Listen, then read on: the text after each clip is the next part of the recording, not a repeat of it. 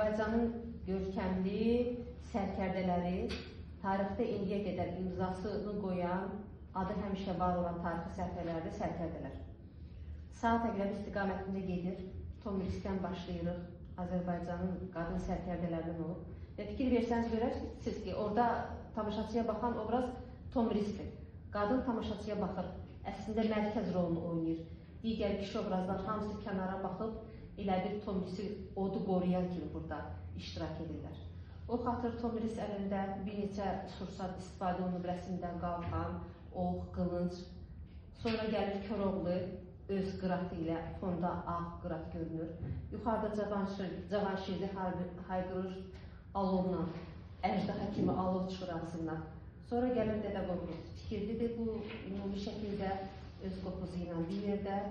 Sonra gəlir Babək qalxandan. Amma Babək çiyin-çiyinə dayanıb Nadir Şahla.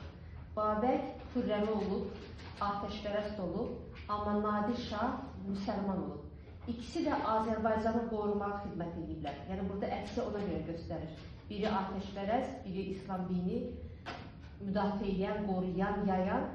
Çiyin-çiyinə də dayansalar, düşmən kimi bir obraz göstərsələr də, məsələn, butalar əksi olanda onlar düşmən kimi göstərilir. Portretlər də bir-birini əks qoyulanda düşmən obraz kimi qiymətləndirilir də əsərdə. Amala. Bəli, eyni amala xidmət edirlər.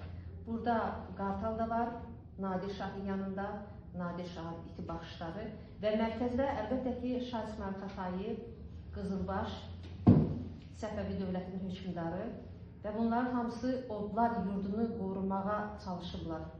Onun üçün can qoyublar. Ona görə də əsərin adı odu qoruyana gedir.